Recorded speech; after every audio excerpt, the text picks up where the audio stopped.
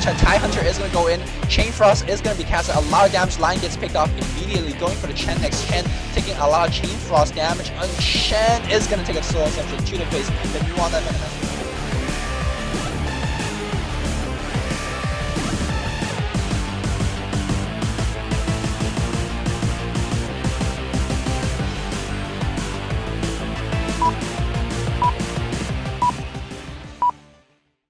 Hey guys, this is Luminous coming at you with a Pro Dota commentary, and this is the finals of WDC. This is game 2 between Nirvana China and Deity, and of course I have Ian James partner alongside.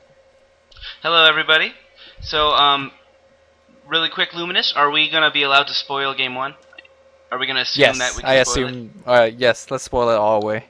Alright, well, anyway, you heard the warning, so you better pause by now if you don't want to hear it. But, so, Nirvana took game 1, and this is game 2 of the series. This is the best of 3 series. So, we are starting in right here with the bands, and let's just... I'm opening up their monikers, if you look at, just to make sure we know who is who. And so, there was a little discussion about this, and it looks like Nirvana has so many sponsors that Deity's probably a little bit jealous, but... they can't even fit their full name. So YS is Yafets, ZS is Joe, HY is Banana, IN is Incense, and C is DGC. And whereas for Deity, their names are all self-explanatory and nothing unusual. So, anyways, let's talk about these bans and picks right now. Wow, they've kind of rushed through these. Sorry for taking our time. Anyway, any comments on these first bans and picks? Yeah, judging from game 1, it's very odd how actually Nirvana China banned the Earthshaker, because their Earthshaker was just having some of the best fishers I've ever seen. It was just crazy. You would actually see this. You would already have saw this in this epic intro that I have put some Earthshaker scene in. But actually, that Broodmother first pick might be a good sign of why they banned the Earthshaker, because Broodmother, although her pushing power is insane, one well placed Echo Slam is just gonna really do a lot of damage. So that might be it. And we are gonna see Deity going back with the Enigma and a Shadow Fiend, but Nirvana really smart silencer. Silencer is like the bane of the Enigma. No matter how good your positioning is, and no matter whether you have BKB or not, that global silence will cut through your ultimate. So I think so far Nirvana China is having the upper edge in terms of picking, in my opinion. What do you think on it, Ian? So I think I agree with you that the Earthshaker was kind of from the very get-go. It looks like Nirvana's strategy was surrounding this Broodmother pick, because they also got rid of Alchemist, which is a pretty hard count. Like, you do not want to have a Broodmother when the opposing team has an Alchemist in game, because that Alchemist will get super farmed. Not to mention, Alchemist has been, like, basically the winning hero throughout WDC, so kind of trendy at the moment. Same with Vengeful Spirit, who's been, like, you know, first picked more than usual. So I think actually that they should have expected, though, that Shadow Fiend would have been picked up by Deity. Considering that when you're going against a Broodmother, you know, there are a couple options which are pretty good, and you know, you can just land 2 nukes and take out the entire creep wave of Spiderlings and Spiderlights. So I almost wonder where the Vengeful Spirit. Of course, it's always, you know, maybe because they knew they were going to first pick Broodmother, and they didn't want them to pick up. They knew they would pick up Vengeful Spirit. I think that's a pretty safe assumption.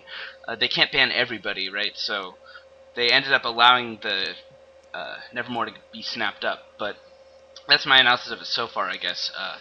They've already rushed on to these next bans and picks, and this is actually a little alarming to me. We see a Sand King ban. So, yeah, when I saw that, like, the light bulb in my head just went off, because it seems like Nirvana China is just banning every freaking AoE hero in the game, or they're trying to, because Sand King is usually not Warfare ban, at least not in this day and age. So they maybe they just really want to keep that Broodmother safe, because Sand King is one of those rare heroes that could actually lane against a Broodmother. Broodmother is usually really a difficult hero to lane against because her webs, her harassing ability, and the Spiderlings, but Sand King's got an answer for every one of those. He could go invisible, he has a stun, so you can never kill him, and if he decides to scale up Caustic Finale, he could kill your Spiderlings fairly easily. And so I think that's I mean, I'm not too sure whether Deity would have picked it regardless, exactly. But it's a safe man nonetheless. And Lich 4th pick, Lich grants you the the plus 12 armor, which is really good, especially against that presence of the Dark Lord that the Nevermore does carry. But I don't think they do have the creep clearing ability to take really good advantage of that Chain Frost. So we'll see whether that was a pure plus armor pick or is there more of that to follow up. Yeah, and if we look at Deity's bans, I think they're a little afraid of Zhou because they've banned 4 of the 5 heroes are Zhou heroes. So like, I mean, the Doom, the Pugna, the Morphling, and you mentioned how Nirvana was banning AoE heroes, but I think that actually Deity's being a little helpful there as well, getting rid of the Necrolite and the Morph, who both stand up fairly well to the Broodmother. And so I think actually it is pretty clear that that the strategy is going to be really central around Broodmother and basically getting him farmed up, whichever lane he appears in. On the other hand, we see a Sven pick, and maybe now they're clamoring for some answers here. Sven is, I guess, I guess he does add another needed disable. I don't know if I would actually approve of this pick. I'm not sure how you do the laning with Sven. Yeah, As you guys definitely. know, Luminous is not the biggest fan of like putting tri-lane Sven and whatnot. I feel like maybe he's not your favorite hero. But whoa, a Medusa pick as well. So I guess they did need kind of the hard carry because you might think Broodmother is pretty hard carry, but he's actually not that. Not that hard of a carry. He's more like I really like people who play him more as pusher rather than farm up beastly items for the late game. And I'm hoping we see some kind of push coming out of Nirvana, just combining maybe some frost armor with a lot of spiderlings. Although they definitely have the AoE potential to get rid of these pushes if there's a quick reaction from Deity, which I'm sure we'll see. Yeah, so far they don't have any answer for that plus 12 mana shield Dusa, because that is just gonna be an insane amount of tanking power, and you gotta keep in mind that last word is gonna be a bitch to deal with. So I mean, anytime that oh, let's pause this. Let's pause it at the maybe 9:55 elapsed time. Give us a couple of seconds to get there, and Okay. let's talk about the remaining picks. Are you paused? Yeah, I'm paused at 9:55. Yeah, what do you think about this last pick, Bat Rider? Like, what does that? I'm pretty confused by this, to be honest. Well, uh, doesn't Flaming Lasso go through BKB? So It, I think it does. Yes. So I'm thinking perhaps that again they're scrambling to deal with. Maybe they've come to realize that a lot is centered around this Broodmother. But then on the other hand, you look at this Medusa, and they don't really.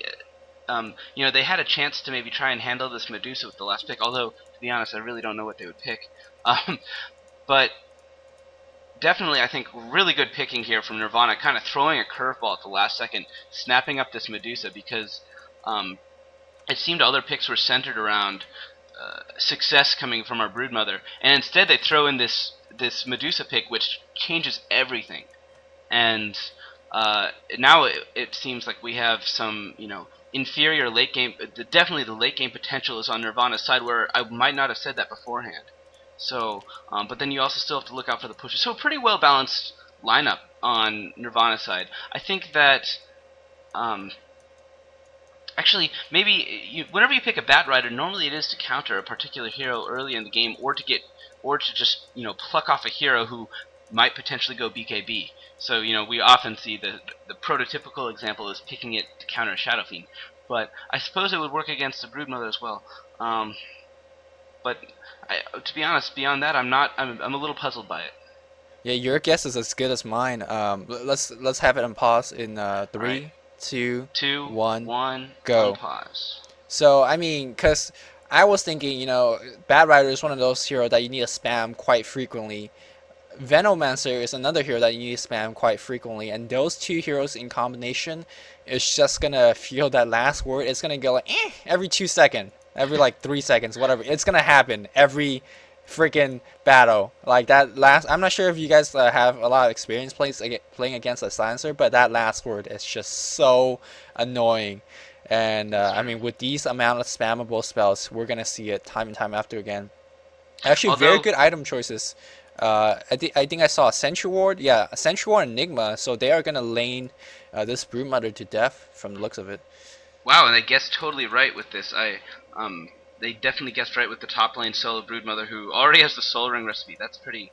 That's actually, I guess that's common, but um, almost every time we see basically, I actually don't like it when we see Broodmother pick often because generally the first, I don't know, 20-25 minutes of the game, Broodmother stays in her lane with her Soul Ring, just regenerating health and pushing the towers, and normally gets through the first 2 towers with 8 webs up on that top lane. And that's probably how this game will go, barring some aggressive play, because we do have that sentry, as you mentioned. Although just an Observer Ward right now for Deity placed in the top lane, that is pretty offensive though. And when you're going against a Broodmother, that's not going to see shit unless you get a sentry up there as well. But on the other hand, bot lane we see Silencer is he's carrying the Observer Wards for their team, and they've placed one in that the spot that catches the river and the hill nearby mid lane to maybe give some protection for our Windrunner. I'm not sure if actually Windrunner is going to need all that much protection. She's probably an incredibly defensive solo mid. Although, so in middle lane we have Chuan going up against Yafets, and this will be. Am I pronouncing that right, by the way? Chuan is the correct pronunciation. Yes. Okay. And meanwhile, though, on top lane, we have Broodmother, who is playing very cautious up top. We do have that invisible Sven, but it wears off right when he places his sentry. So definitely you're going to have to play it very safe right now if you're in Banana's position, and perhaps wait for them to lose a couple of their heroes, send them somewhere else. As we see right now, actually, Deity is using the strategy where they're not even going to attempt to go against this Medusa on bot lane. This is actually fairly common, actually, where we see people letting Medusa just kind of free farm in her lane and focusing on winning the other 2 lanes. So, but I actually kind of had thought that we might have seen Zippo with his Darkrow in lane, because that has been more popular as of late than the jungle. What do you think of this instead? What do you think of how they're leaving this bottom lane open and opting instead to put Enigma in jungle? I think, well, DTS also ran this with the Darkseer and allowed, Nirvana Zo to farm up basically to beastly item. He had about 6 creep kills, 7 creep kills per minute around the 5-minute mark, and that is just not any type of creep kill you want. Like, it's what, 2 minutes in, and she's looking at, she probably missed 2 creeps. 3 creeps out of the entire 3 waves, 4 waves, whatever. Like, she's been getting every single creep, and that is just not what you want. Dusa is one of those heroes that's going to be really hard to gank. As we see some action in the mid lane here, Lich might be in trouble, taking a lot of damage. She is gonna go down. Looks like Zippo picks up the first blood, so that is going to help his Soul Ring or whatever he's building. But yeah, I generally don't like the way that they're allowing Zo to free farm. I mean, the Chinese players, they do this on a daily basis, where they just load up a single player game, farm for 10 minutes, and try to go for 70 CS or 75. And as another gank goes on the top lane, and basically he's just having free farm practice right now, and just trying to pick off this Broodmother. Broodmother extremely low HP, but is gonna live, so it's gonna be okay. So, so this is really not looking good for Deity. I mean, yeah, not at all. This tri-lane on top, they still have yet to wrangle a kill on... Well, although they have kept Broodmother down, but they still have not yet to get a kill. And I think they might have guessed... Meanwhile, mid lane, we just keep our eyes there for a moment, as we do have the invisible Nortram. So Nortram is a great support hero in that later in the game in team battles, just the presence is better than any support hero in the game. But the problem is in this the early game potential. Oh, awesome shackle shot, by the way, there. But then again, we see perhaps if that was any other support hero, they would have gotten a kill without having to lose Nortram in the process. Oh my gosh, and she actually lived. So never mind, I take it back. They do execute it, I guess, to perfection. But, of course, luck plays no small hand when it comes to going down into 1 hit away from the tower. But point is that kill might have been a little easier with a different support hero, and the strategy of having I think they expected that having Enigma in the bot lane would be a bit more dangerous, which is why they put him in the jungle. But it turns out though that if you're gonna have a duel, even if Silencer came to support out the Medusa, they have literally no disable, and I think actually Enigma would have been completely fine to go in that solo lane up against the Medusa. So a little misjudged strategy, in my opinion there. Thinking perhaps that Enigma would be less safe than he